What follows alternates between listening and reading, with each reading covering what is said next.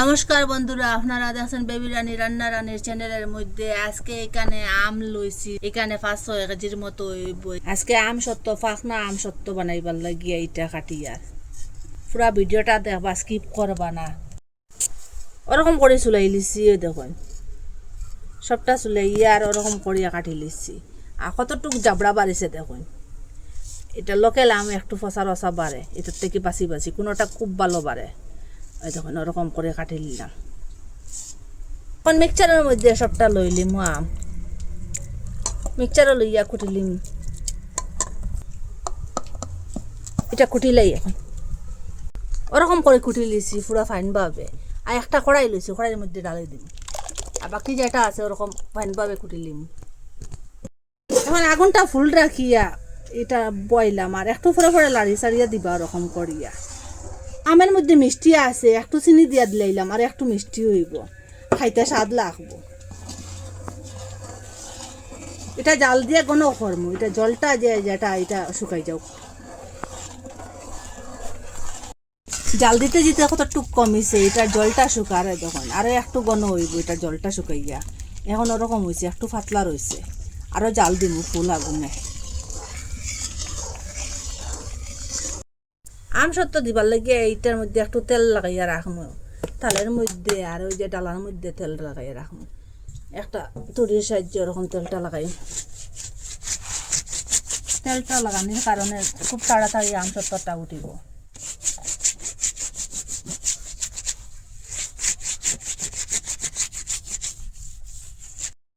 ওরকম জাল দিতে দিতে ওরকম ঘন হয়েছে, আর জলটা যেটা আসলো এটা সবটা শুকাই গেছে। এখন গ্যাসটা অফ করে দিলে ওই দেখুন তার থেকে ফরছে না, এটা পুরা ঘন হয়ে গেছে গিয়া। এখন গ্যাসটা অফ করে দিলে আমসত্ত্বর যে আমটা এখন দিলাম, এটার মধ্যে অর্ধেক দিয়া দিব, আর এটার মধ্যে অর্ধেক দিয়া দিব, তাড়াতাড়ি শুকাইব। ওরকম একটু লাড়া দিন, একটু সাইডের দিকে দিয়ে চিত্রিব। দেখুন একটু পাতলা হইব।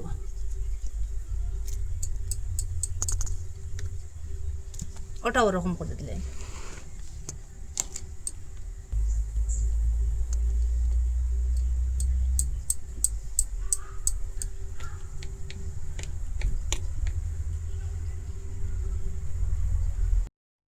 ওখানে রোদের মধ্যে দিলাম, এখানে শুকাও। ওই যে আমসত্ত্বটা দিছিলাম রোদের মধ্যে, কিরকম শুকাইছে দেখতে পাইছেন, পুরা ডালা দেখা গেছে, ওরকম পাতলা হয়েছে, খুব সুন্দর শুকাইছে। প্রথমে যেরকম করে পেস্টটা বানাইছিলাম যে আমসত্ত্বর, সেই ওরকম করে আবার বানাইছি, বানাইয়া আবার এইটার উপরে লেফটটা দিয়া দিব, একটু গাট্টা হইব, আবার আরে এক শুকাইম। দটার মধ্যে ওরকম করে দিলাম।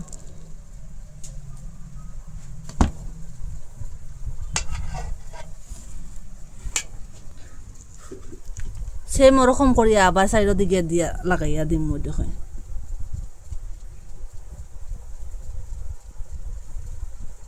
একটু গাট্টা হইব, বাজারে যেরকম যে আমসত্ত্ব কিনিয়া খাইন সেম ওরকম হইব।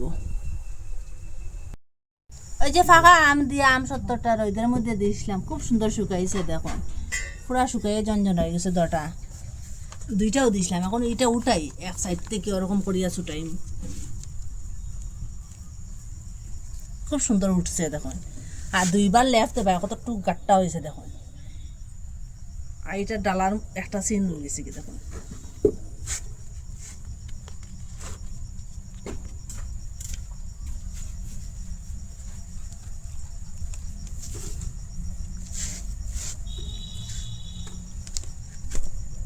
একটা উঠাই লিছি এরকম করিয়া। দেখুন দেখুন হাতের মধ্যে তেল লইছি, বা থুড়ি দিয়ে ওরকম তেল লাগাইতে পারেন। ওরকম করিয়া 10 সাইডে তেল লাগাইয়া আর কয়দিন পরে পরে এটা রোদের মধ্যে শুকানি দিবা। আর এটা কাঁচা তেল দিছি, এটা গরম করা না। ওরকম করে তেল মাখাইয়া রোদের মধ্যে শুকানি দিবা কয়দিন পরে পরে, পুরা বছর জুড়িয়ে রাখতে পারবা।